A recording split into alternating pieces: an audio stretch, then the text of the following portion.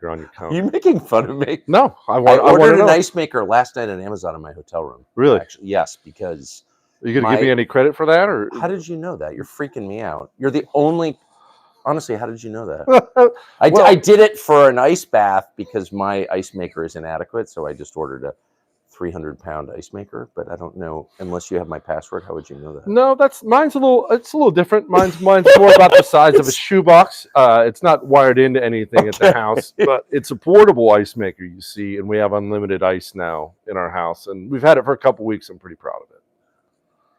I don't know how you knew that. I haven't had an ice maker in 22 years. Last time I had an ice maker, I lost control with a scotch and had to quit drinking.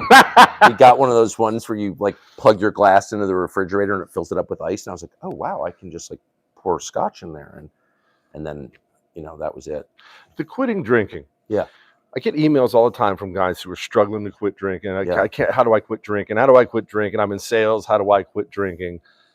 A lot of their concern seems to be, my life's going to be over. My friends are going to leave me. I can't do my job correctly. Yeah. How's it been quitting drinking? Well, it's the beginning of life. For me, I mean, for most people who drink in a happy way, it's an addition to their lives. But for people who are harmed by it, it's a nightmare. You'd rather have cancer than alcoholism. And so getting out of it is difficult at first because you have withdrawals that are real. They're more real than you ever imagine or than anyone ever tells you.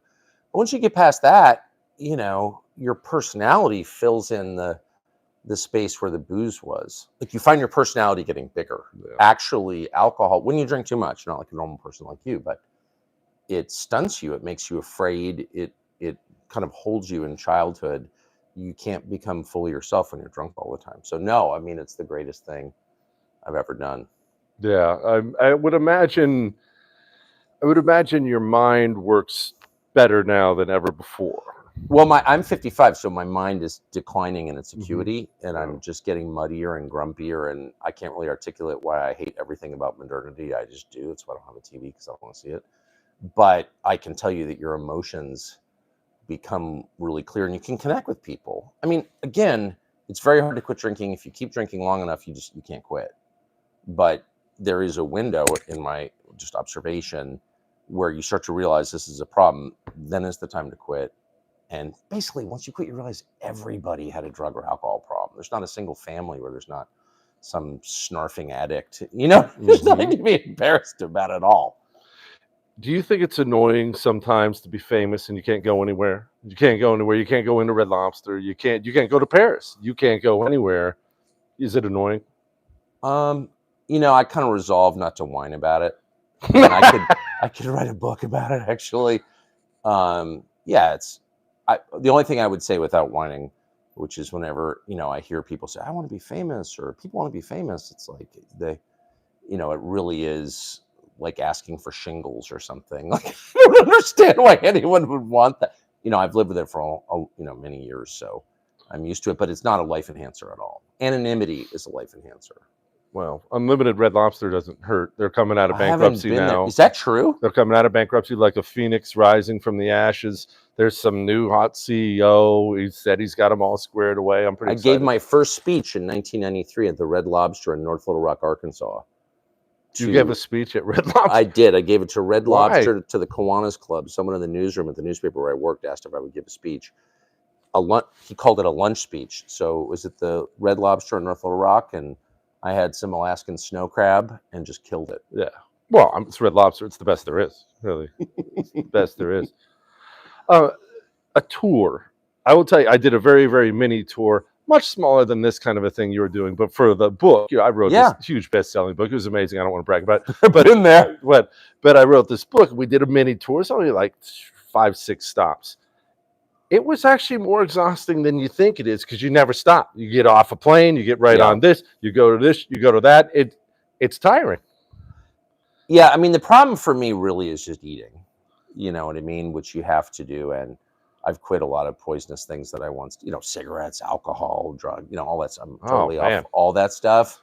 Sorry. But I was having dinner with my cousins last night in Houston, and it's like, let's get dessert. And then I just become disgusting.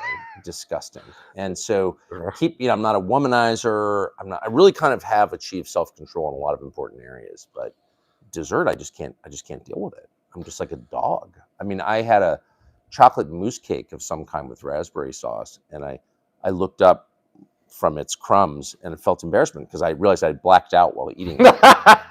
You know what I mean? It's like, so you channel all that celibacy and sadness into dessert. You eat your feelings, and that is hard for me. No, I'm the worst at that. My lovely wife over there will tell you it's really it's extremely She's unhealthy. with you. You don't need dessert. My wife left.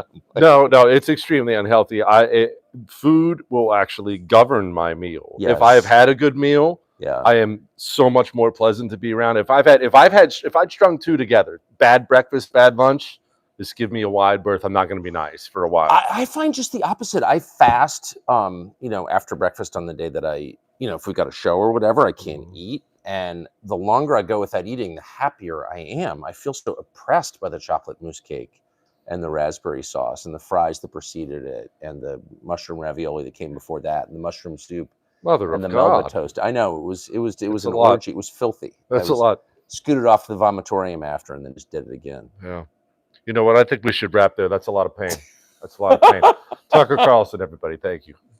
Jesse, thank you. That is true. Actually, that's the sad part.